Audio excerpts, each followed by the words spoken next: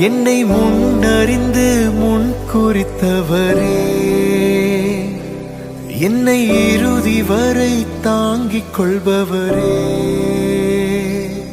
என்னை முன்னறிந்து முன் குறித்தவரே, என்னை இறுதி வரை தாங்கிக் கொள்பவரே. அருமைநாதர் இயேசு கிறிஸ்துவின் விலையேறப்பட்ட நாமத்தினாலே உங்கள் யாவருக்கும் என் அன்பின் ஸ்தோத்திரத்தை இந்த காலை நேரத்திலே நான் உங்களுக்கு தெரியப்படுத்துகிறேன். ஆதியாகமத்தின் புஸ்தகம் 11ஆம் அதிகாரம் 31வது வசனத்தில் இவ்வாறாக வாசிக்கிறோம். தேராகு தன் குமாரனாகிய ஆபிராமையும் ஆரானுடைய குமாரனும் தன் பேரனுமாயிருந்த லோத்தையும் தன் குமாரன் ஆபிராமுடைய மனைவியாகிய தன் மருமகள் சாராயும் அழைத்து கொண்டு அவர்களுடனே ஊர் என்கிற கல்தையருடைய பட்டணத்தை விட்டு கானான் தேசத்துக்கு போக புறப்பட்டான். அவர்கள் ஆரான் மட்டும் வந்தபோது அங்கே இருந்து விட்டார்கள் என்று சொல்லி நாம் பார்க்கிறோம். கிறிஸ்துவுக்குள் அன்பான தேவனுடைய பிள்ளைகளை, தேராகு ஆபிரகாமுடைய தகப்பன். தேராகு என்பதற்கான அர்த்தம் தாமது என்று பொருள்படுகிறது. நம்முடைய பிதாவாகிய ஆபிரகாம் காரான் ஊரிலே குடியிருக்கிறதற்கு முன்னமே மெசொப்பொத்தேமியாவை விட்டு அந்த நாட்டில் இருக்கிறதான பொழுது மகிமையின் தேவன் அவருக்கு தரிசனமாகி, நீ உன் தேசத்தையும் உன் இனத்தையும் விட்டு புறப்பட்டு நான் உனக்கு காண்பிக்கும் தேசத்துக்கு வா என்றார். மெசொப்பொத்தேமியாவை விட்டு கடந்து செல்ல வேண்டும். ஆனால் மறுபக்கம் தன்னுடைய தகப்பனாகிய தாமதம் என்று சொல்லக்கூடிய தேராகை ஆபிரகாம் பிடித்துக் கொண்டிருக்கிறார். இன்றைக்கும் கூட கர்த்தருடைய அழைப்பை பெற்றுக்கொண்ட அநேக விசுவாசிகள் இந்த தேராகை பிடித்துக் கொண்டிருக்கிறார்கள். தேவனுடைய காரியங்களில் தாமதம் செய்கிறார்கள். ஆனால் உலக காரியங்களிலோ தீவிரமாய் செயல்பட்டு கொண்டிருக்கிறார்கள்.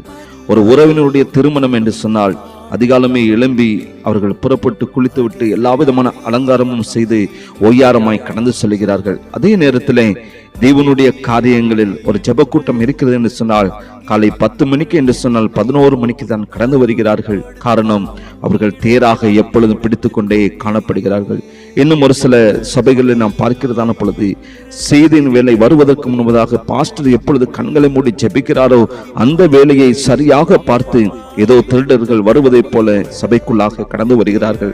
இந்த ஞானஸ்நானம் என்று எடுக்க சொன்னால் அநேகர் சாக்குப்போக்கு சொல்லிக்கொண்டு இந்த தேராகை பிடித்துக் கொண்டிருக்கிறார்கள். ஆனால் வசனம் என்ன சொல்லுகிறது? இப்பொழுது நீ தாமதிக்கிறது என்ன?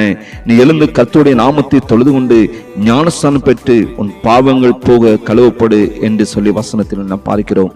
ஆராதனைக்கு வருவதற்கு தாமதம், சுவிசேஷ ஊழியத்தை செய்வதற்கு தாமதம், தேவ சமூகத்திலே கடந்து வந்து காணிக்கை செலுத்துவதிலே தாமதம், சபைக்கு ஜனங்களை அழைத்து செல்வதற்கு வாகனங்கள் கொடுத்து உதவுங்கள் என்று சொன்னால் அதற்கும் தாமதம். இப்படி எல்லாவற்றிலும் ஒரு தேராக பிடித்துக் கொண்டிருக்கிற ஜனங்களாக நாம் இருக்கக்கூடாது என்று சொல்லி கர்த்தர் வாஞ்சிக்கிறார்.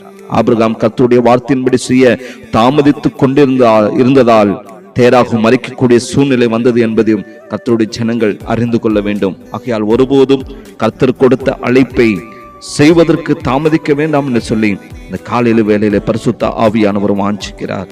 எப்பொழுதும் கர்த்தர் நமக்கு கொடுக்கிறதான அழைப்பிலே உறுதியாய் நின்று அவர் கொடுக்கிற பணியை தீவிரமாய் செய்து அவர் சித்தம் நிறைவேற்றும்படியாக நம்மை பரிபூர்ணமாய் நம்மை அர்ப்பணிப்போம்.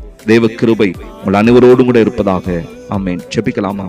நேசிக்கிறதான அன்பின் நல்ல தகப்பனே, இந்த காலை வேலைக்காக நாங்கள் உமக்கு நன்றி செலுத்துகிற ஆண்டவரே.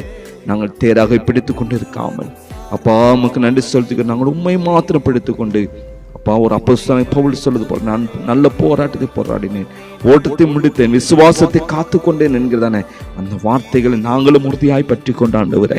நாங்கள் அப்ப எங்களுடைய ஜீவனுள்ள மட்டும் உமக்கண்டு ஓடி உழைக்க அநேக உம்மண்டை கூட்டி சேர்ப்பதற்கு கர்த்தர் ஒவ்வொருவருக்கும் கிருபைகளையும் பலத்தையும் சத்துவத்தையும் தேவன் தந்து வழி நடத்தும். எல்லா விதமான ஞானத்தினால் நிரப்பீராக. இயேசுவின் நாமத்தில் ஜெபிக்கிறோம் நல்ல பிதாவே. ஆமேன், ஆமேன்.